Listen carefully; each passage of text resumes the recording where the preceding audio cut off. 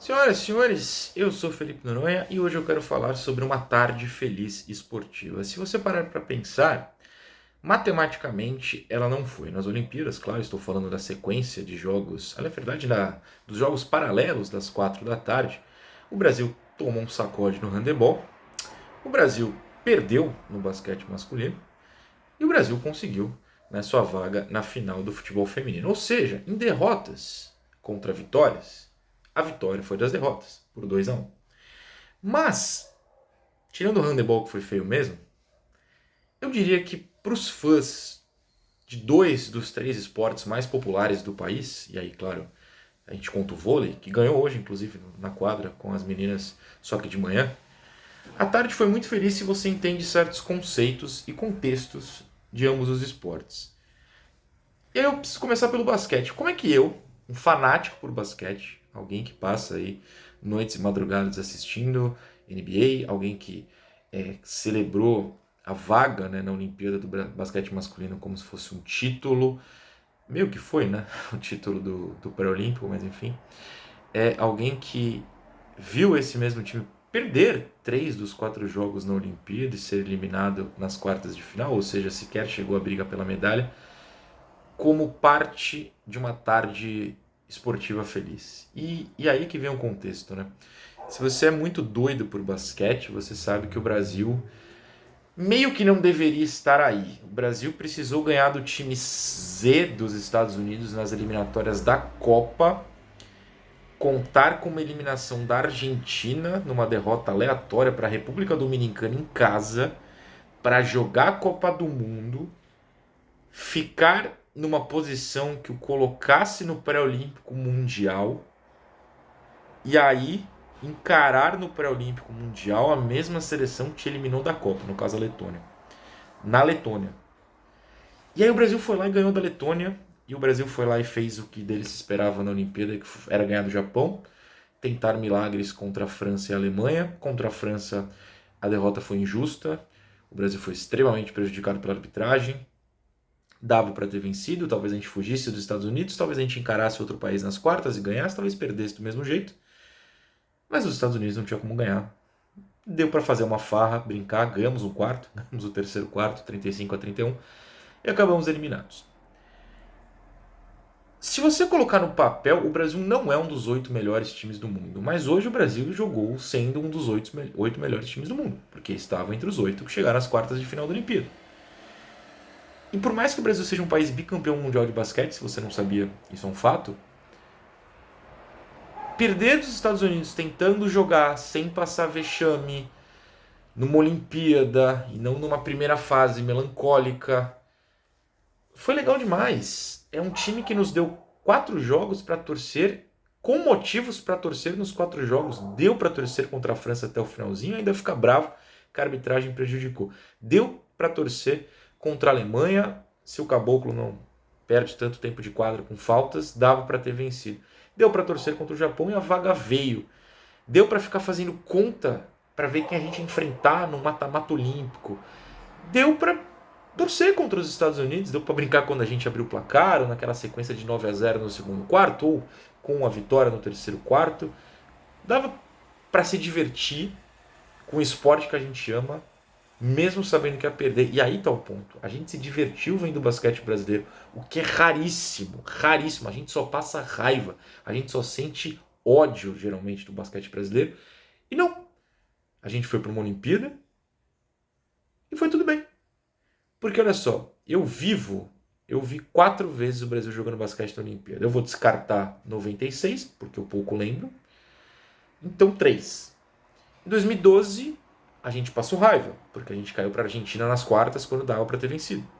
Em 2016, jogando em casa, o Brasil sequer passou de fase. Ficou em quinto num grupo de 6. Passavam 4. E dessa vez ganhamos, passamos, era contra os Estados Unidos, nos divertimos, teve o pré-olímpico que foi legal, um mês antes da Olimpíada, nem isso, então ficou no embalo, parecendo um torneio só. Foi muito divertido, eu agradeço muito a geração Caboclo, Iago, Raul, o Huertas não faz parte da geração, mas claro, estava no time, jogou bem hoje.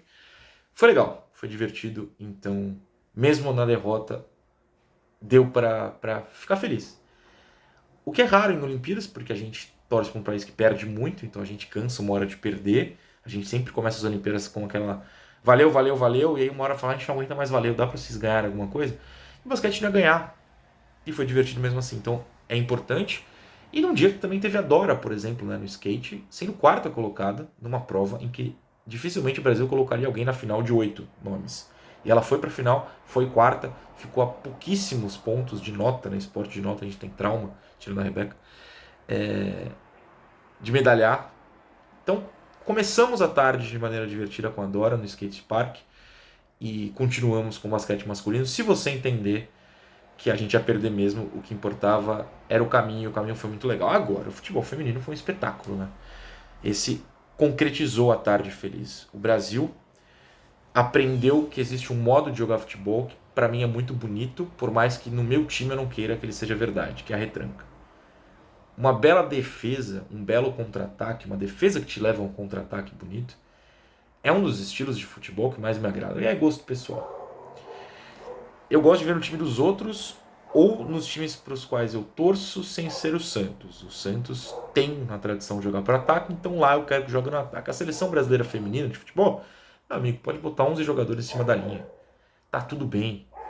E aí o Arthur Elias fez isso, né? Depois de uma primeira fase realmente muito fraca, com futebol bem feio, com uma amarelada contra o Japão, com uma derrota contra a Espanha de hoje, e uma vaga com 1-0 magríssimo contra a Nigéria, ele falou, contra a França eu vou retrancar. E deu super certo.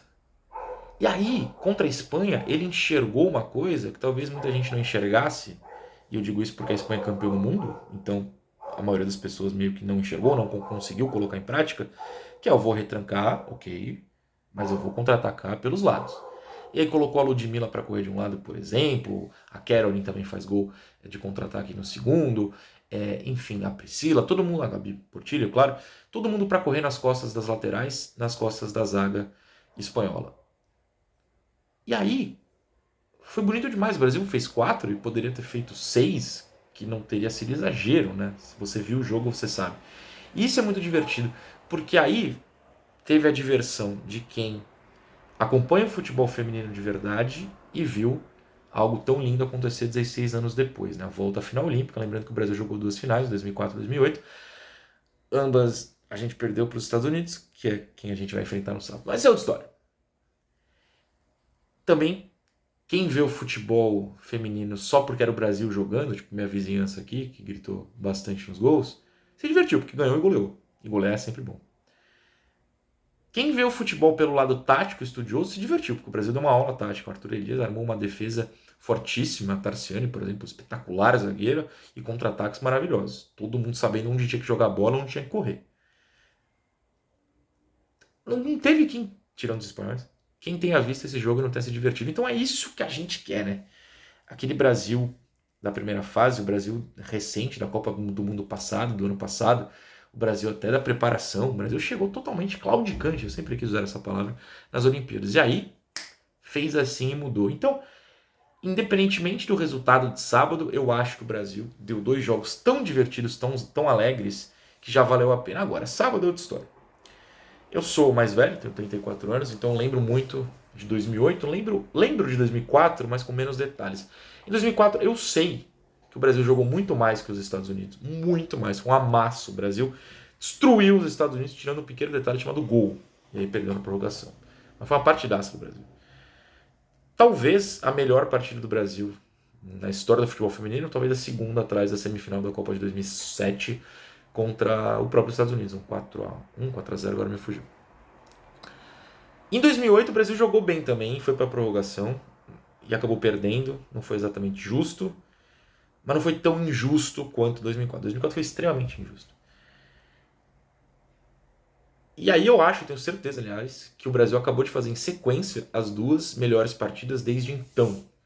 Primeiro 1-0 contra a França, depois esse 4-2 contra a Espanha. O Brasil não tinha jogado tanta bola desde aquela final olímpica, muito provavelmente.